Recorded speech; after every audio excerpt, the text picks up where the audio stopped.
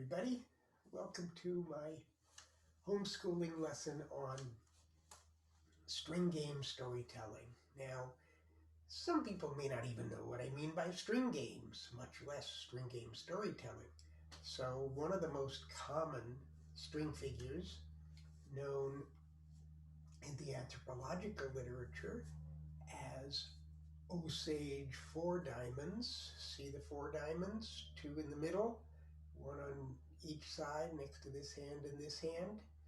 It's commonly known in the English-speaking world as Jacob's ladder, because this way it looks a little bit like a ladder you could climb up. Now, before I even go into talking more about how to learn a few string games and a little bit about string game storytelling, I want to just talk about the string itself. When I say string, a lot of people think of the kind of cord you would use to wrap a package, ordinary thin string. You can use this for string figures, but it's really a good idea if you possibly can to get a thicker string like this, or most common and probably easiest to find is a heavy yarn, often called rug roving yarn. And what you want to do with that is to use the easiest rule of measuring. Take the string in one hand, bend it out as far as you possibly can, slide along the other side until you've stretched your arms out as wide as they go. That wingspan, your outstretched arms, is probably the best length for most people and for most string figures. I added a little bit more for the knot. And now I'm going to cut it right there and make a square knot. Right over, under, left over, under. And there's a pretty strong square knot that won't fall apart. Now, we're going to go on to learning a couple of figures, but before I do that, I want to give you a little brain break to start with finger games. This is the way I usually start my classes. All 10 fingers up like this, stretch them out really as wide as you can, and now squeeze them all together. Don't worry about your thumbs, we're not going to use them, we're just going to use the four fingers. With the four fingers, split them, two on one side, two on the other. Open and close like a pair of scissors. Now open the outside two.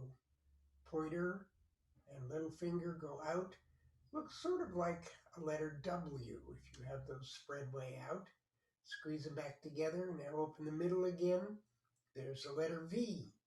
And now we're going to go back and forth. V, W, V, W, V, W. Shake your hands out because they get a little stiff and your wrists might start feeling funny if you do that for too long. Shake them out one more time. We're going to do the advanced version now. All 10 fingers like this. Spread them really far out. Squeeze them all together. Now open the middle on one side and the outside on the other. Now this time we're going to be alternating.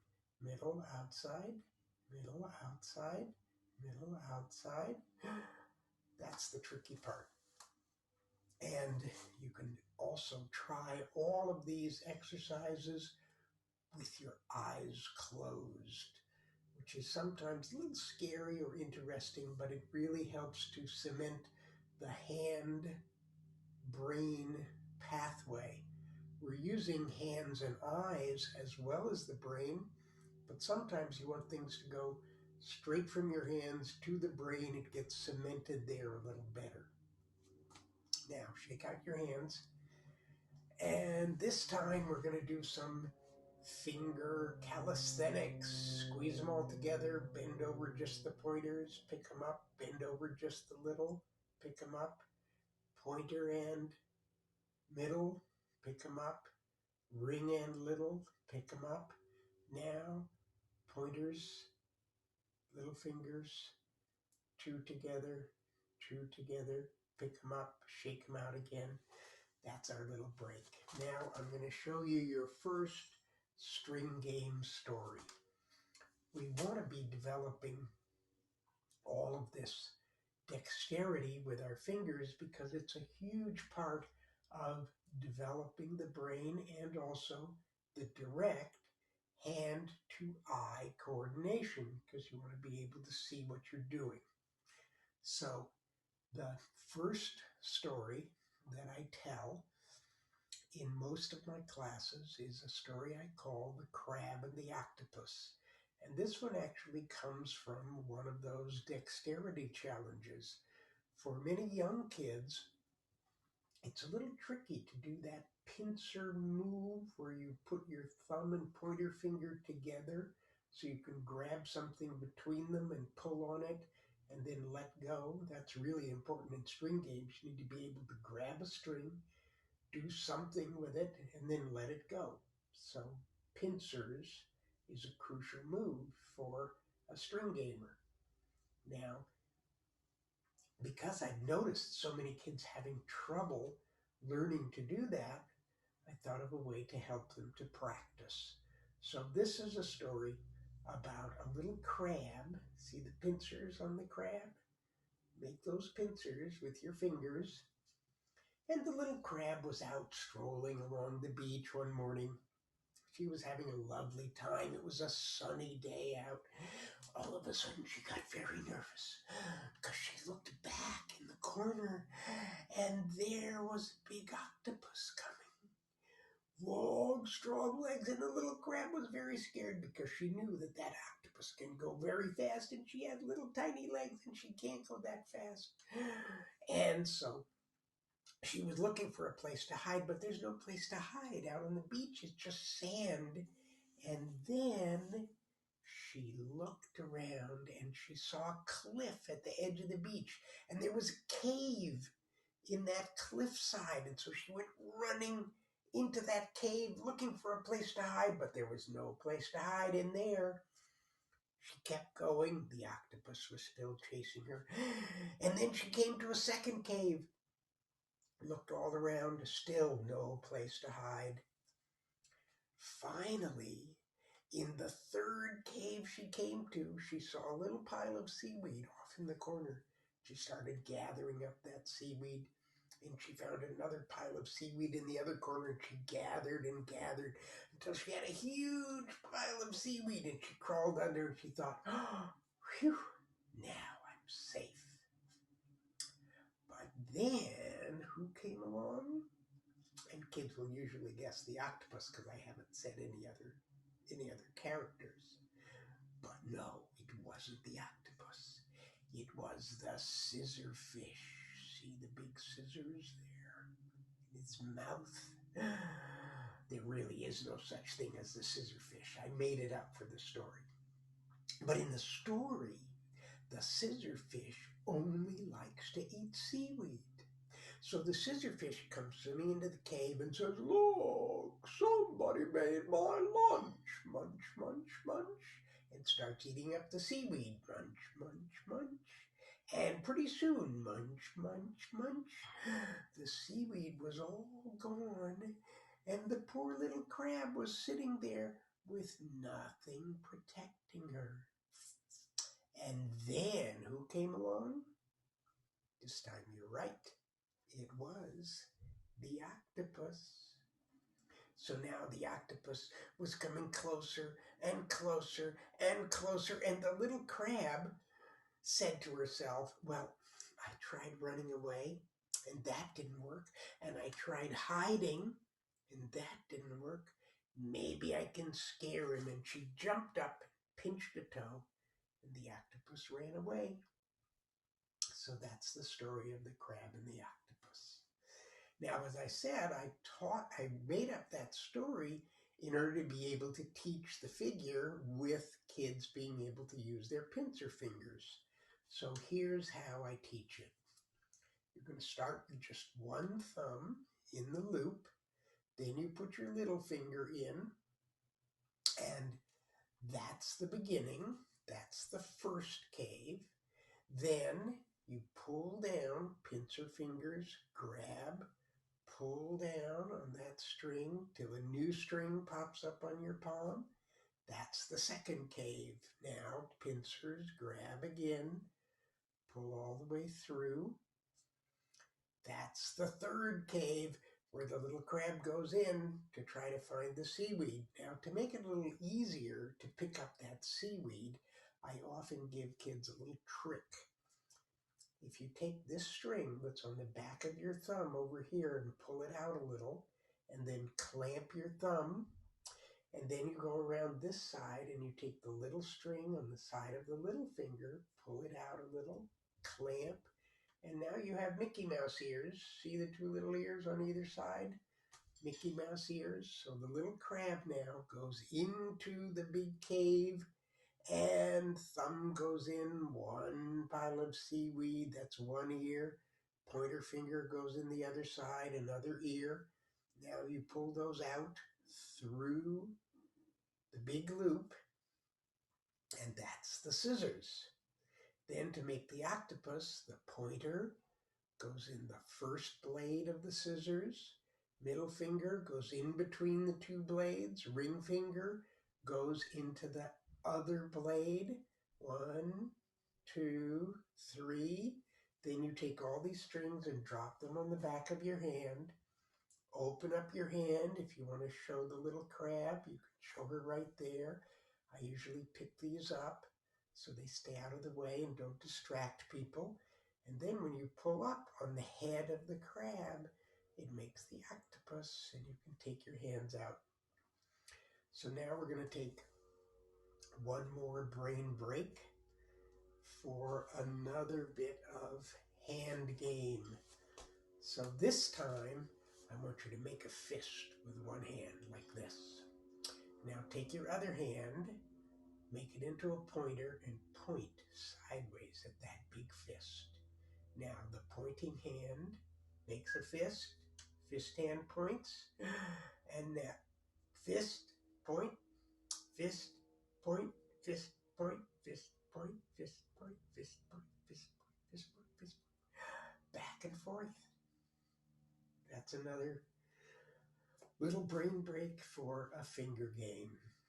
Now I'm going to teach you the second string figure we're going to learn today. And this one includes what I call the three basics of string figure learning. So first thing, take your loop, put one thumb in, pointing away from you. Now the other thumb goes in right next to it. Open up those two thumbs to make sure you have a straight loop, because if you have a cross in your loop, your strings might not work. So you have a straight loop. Now you turn your hands to face each other. Little fingers go in from the bottom. That big rectangle you make is called position 1. That's your first basic, position 1, the big rectangle. Now, pointer finger from one side goes across and under the string on the other side. Pull back. Other pointer goes across and under, in between those two, come back. And that's called opening A. It looks a lot like the cat's cradle that I showed you at the very beginning, but there's no strings going around the back of all four fingers. And it'll never make the cat's cradle when you go back and forth between two people. But the main reason I wanted to show you position 1 and opening A is that there's another figure that's really cool that starts from position 1, and you go as if you were going to be making opening A. Pointer finger goes under, across, come a little bit away. This time, though, you're going to twist it once before you come all the way back. Now your other pointer finger has to go across this way. Make sure you go in between the two fingers that are coming down from the pointer that you just picked up. Pointer goes under in between, picks up that string on the palm, you come back, And this time you're going to drop thumb and little finger from both, from the side where you picked up with your second pointer finger, and that is called the Karak Indian fish spear.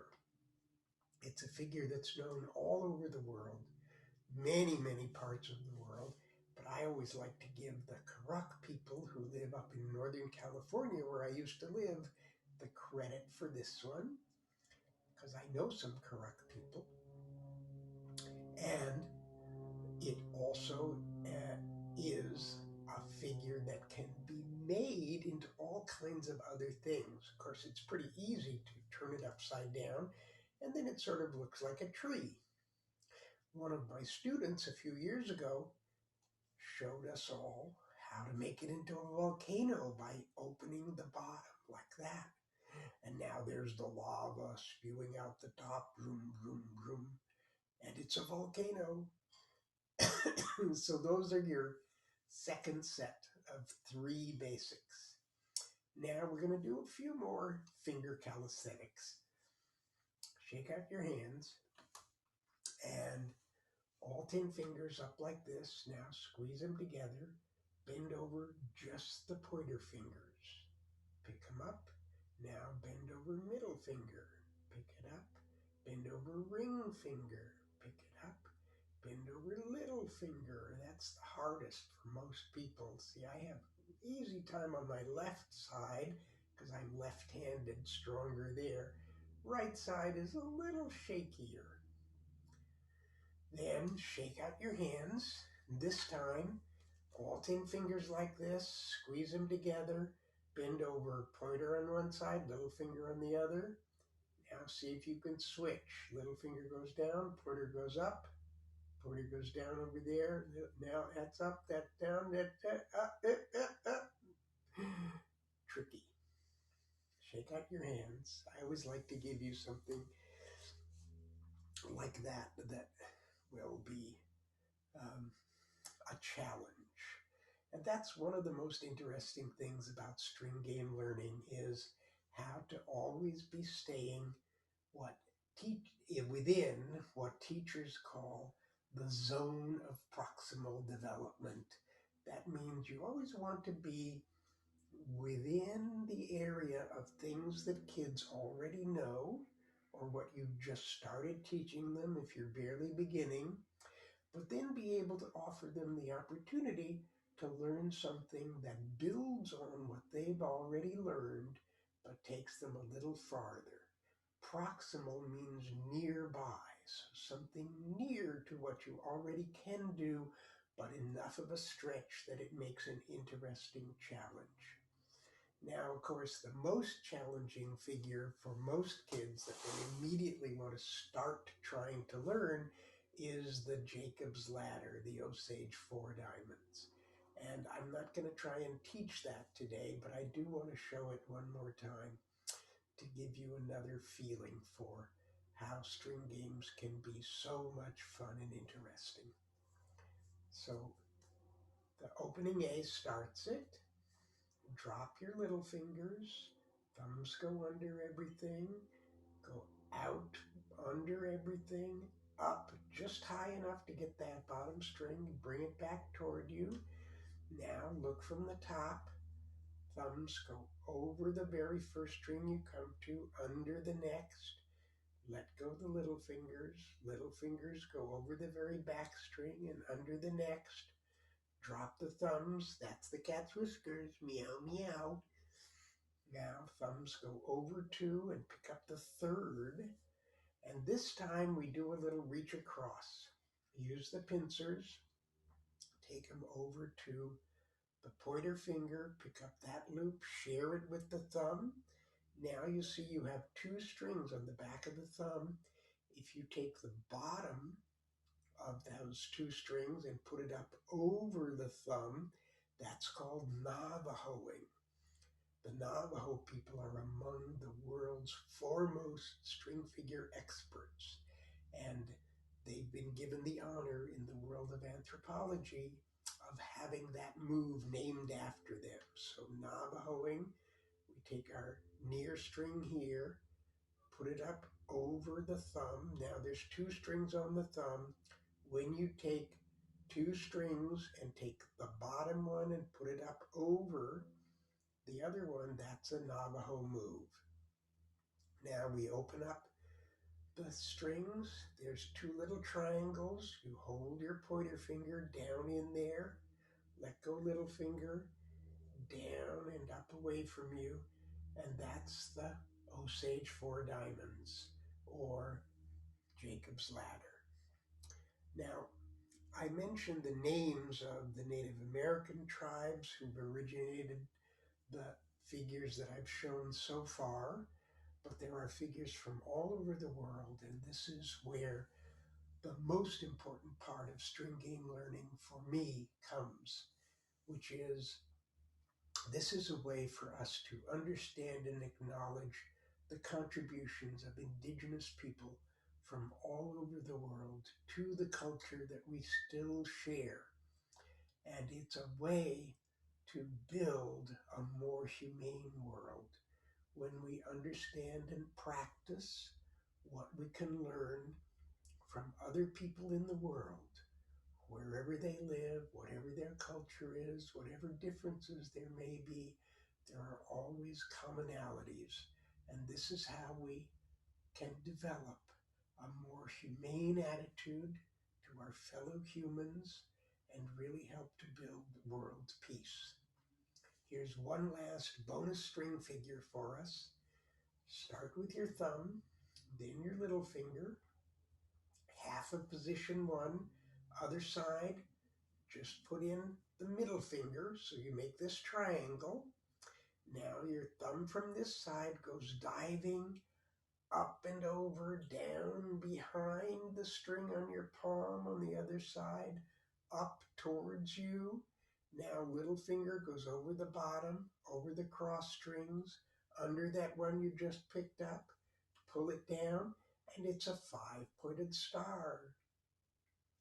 This is also a wonderful puppet. You can make it like a little puppet with the legs below, arms on the side, and the head on the top.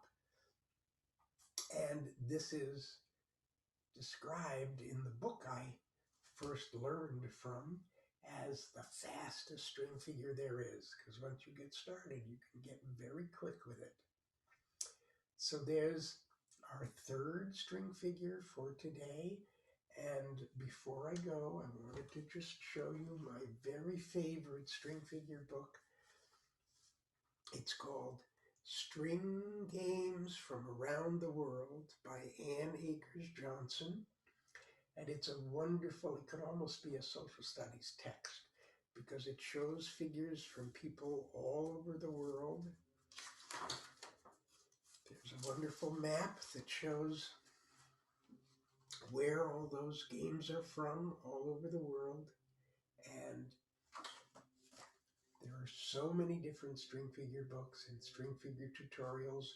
I'll give you a handout with my recommendations for both where to go on the web and what to look for books to help you in your string game learning. So please enjoy and continue learning string games, developing your sense of the common humanity so that we can work together to build a more humane world. Thank you so much for your attention.